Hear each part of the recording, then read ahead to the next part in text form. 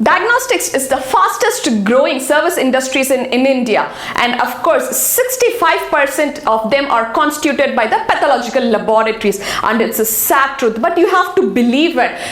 47% of them are still unorganized, and these unorganized pathological laboratories are the most vulnerable population who do not attain success. Most of them have not attained success. So what is success? Success is financial success. Success is financial success.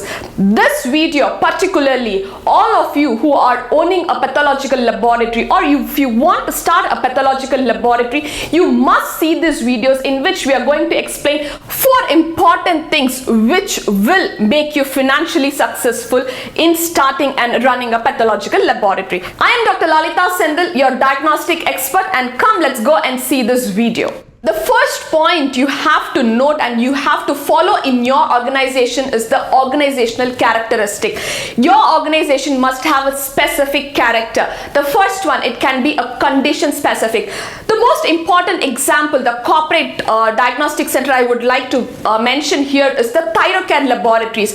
Thyrocare in the initial days first had a vision, that is of screening all the thyroids in the country. That is how they grew their business. This is the condition specific. You can also take a specific condition and project your laboratory in such a way. Second one is affordability. You can take affordability as your main core of business, and you can give affordable tests. You can give 100 rupees package, 2 night in. You see, there are a lot of corporate companies giving affordability as their main thing for the Indian population. Coming to the third point as which you can work and take your laboratory is the quality. You can say, see, I'm not bothered about the rest of the thing, but if you do in my laboratory, that is high 100% assured quality which I can give. You can take the ISO certification, NABL, CAP, and what all certifications, and you can give the highest quality. Now, you can ask me whether you can take all these 3 and work together. That is the condition specific, affordability, and quality together. Sometimes there will be a small mismatch in the balance when you're going to take all 3 and work together. Instead, have one as your core vision for your diagnostic business and take it forward. Project yourself that you are specialized in that. Either you screen this condition, you are very affordable, or you have the highest quality. Take one mission and work towards it, and that will be the character of your organization. This will give you financial success, and this is the first step you have to do. Going on to the next step. The second point we are going to see is the payer.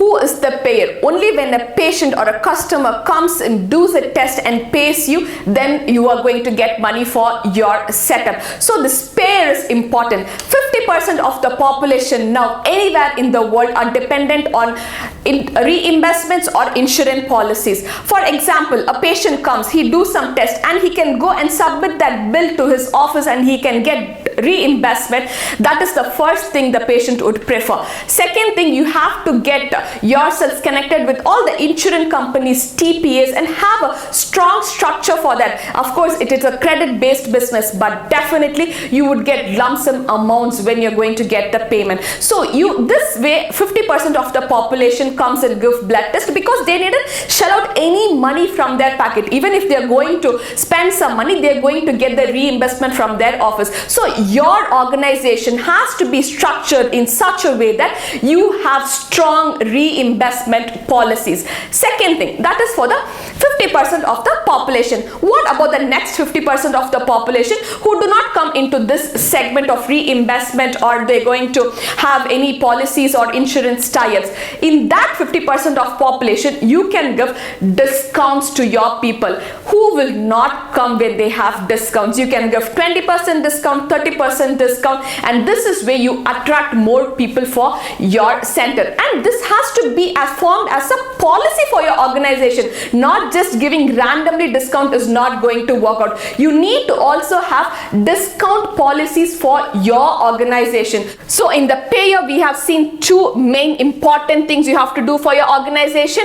One is the reimbursement policy, and the second thing is the discount policy. The third point, we are going to see about 2 important important things. One is the culture of your organization, and second one is the consumer interest. Culture of your organization is very, very important because this is going to take the legacy of your organization from generation to generation. That is how you want to build your business, isn't it? So you need to have a culture for your organization. For example, if you go to a Bharat Petroleum Bunk or a Shell Petroleum Bunk, the first thing they would do is keep a namaskar or a vanakkam. So this is the culture of the organization. In a pathological laboratory, what all you can have as a culture. First thing, you have to have a specific timing for your organization. You are open from 6 to 6 invariably.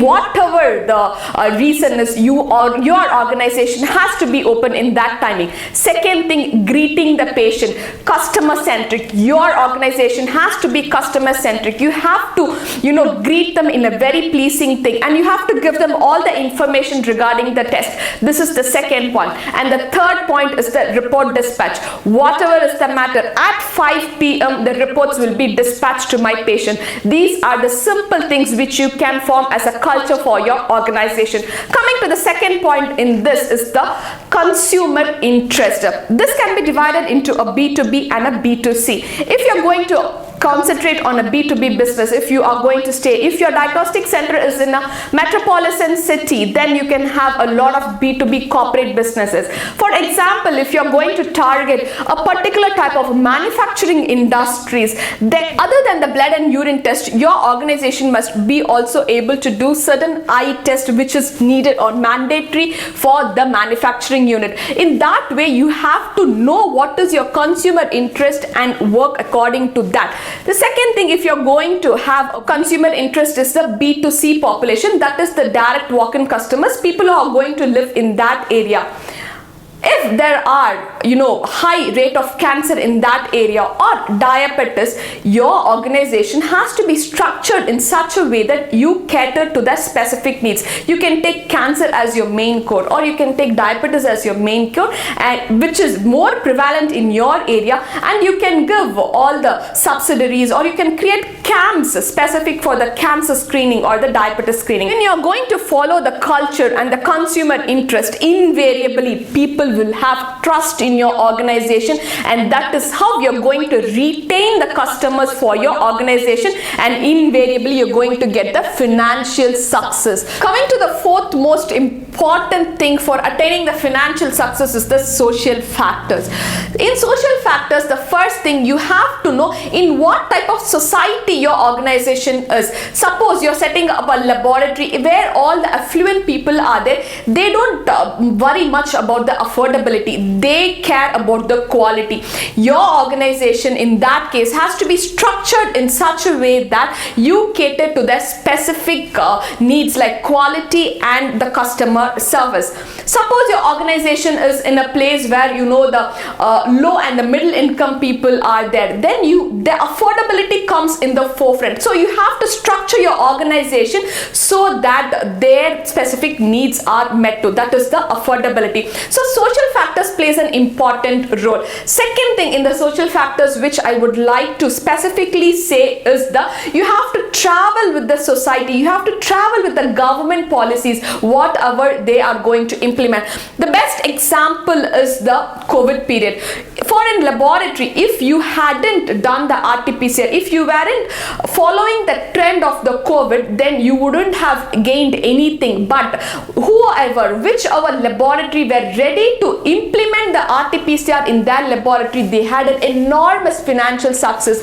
So you have to know what are the government policies, and you have to follow that trend, and also make sure you implement whatever is necessary at that current period of time. This is how you grow your organization. These are the 4 most important points I would like to say which should directly impact the financial success of your organization. This is Dr. Lalita Sendal. If you have any doubts, if you want to restructure your organization, if you want to upgrade your organization or newly establish your organization, Blood Test Consultancy can definitely help you out. Our email ID is pathlabstartup@gmail.com, or you can directly WhatsApp us at 99400275564. We are happy to help you out. Thank you.